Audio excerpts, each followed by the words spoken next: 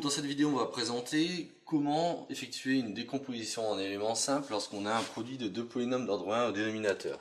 Alors qu'est-ce qu'une décomposition en éléments simples? En fait, on peut montrer qu'il est possible de décomposer une fraction avec au dénominateur un produit de deux polynômes d'ordre 1 comme la somme de deux fractions correspondant à chacun des polynômes, c'est-à-dire alpha sur t-a ici, plus bêta sur t-b, où A et B sont des réels préalablement fixés, avec alpha et bêta qu'il s'agit de déterminer. Donc l'objectif de cette vidéo, en fait, c'est de trouver à quoi correspond alpha et à quoi correspond bêta lorsque on veut égaliser ça avec cette fraction. Donc on va le faire plus précisément sur un exemple précis pour que ça soit le plus concret possible. Donc on va choisir A est égal à 1 et on va choisir B est égal à 2. Donc on veut trouver alpha et bêta tel qu'on ait cette égalité. Donc je vais vous présenter ici deux façons de faire, deux méthodes pour obtenir ces deux constantes alpha et bêta qui composent la décomposition en éléments simples. Donc la première méthode consiste à prendre cette égalité et à tout simplement réduire au dénominateur le terme de droite, c'est-à-dire que 1 sur t-1 fois t-2, en fait on peut écrire que c'est c'est égal, en réduisant au même dénominateur, à alpha facteur de t-2 sur t-1 fois t-2, et pour réduire au dénominateur le deuxième morceau, on multiplie par t-1 sur t-1 à droite, c'est-à-dire qu'on obtient bêta sur bêta fois t-1. Et après, l'idée sous-jacente, c'est de dire, on va regrouper, on va factoriser les termes en t et les termes sans t. C'est-à-dire que d'un côté, on va avoir le terme avec t qui est alpha plus bêta facteur de t, plus le terme sans t, c'est-à-dire le terme constant, moins des alpha, moins bêta. Donc le tout divisé par t-1 fois t-2. Et une fois arrivé ici, qu'est-ce qu'on fait? On va identifier les termes avec les termes d'ordre 1 en t et les termes d'ordre 0 en t. C'est-à-dire qu'ici, on remarque qu'on a un polynôme d'ordre 1 avec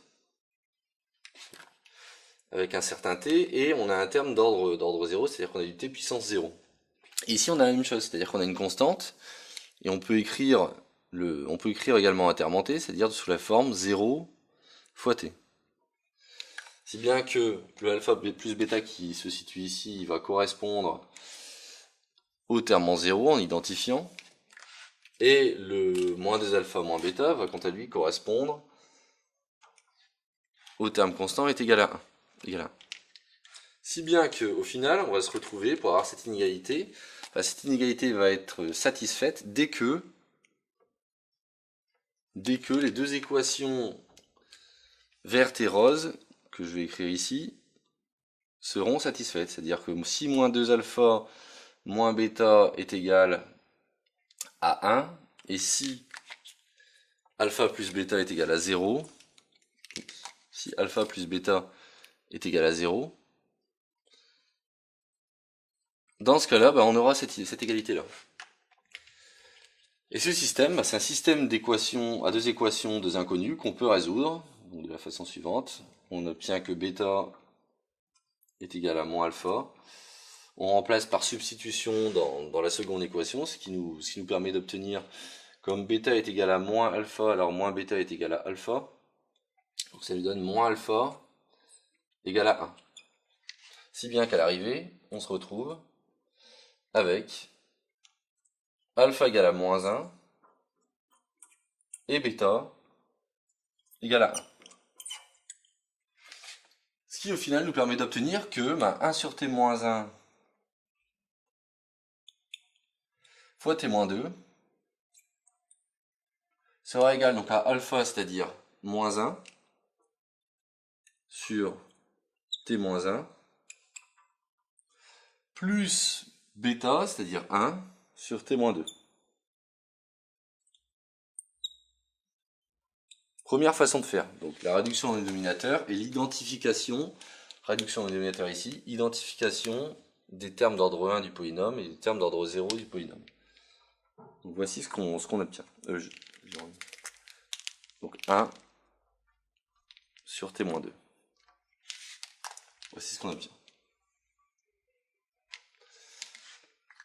La seconde méthode consiste, enfin est moins calculatoire, elle consiste à d'un côté multiplier par le facteur situé au dénominateur. Donc on commence par multiplier toute cette égalité par t-1, par exemple.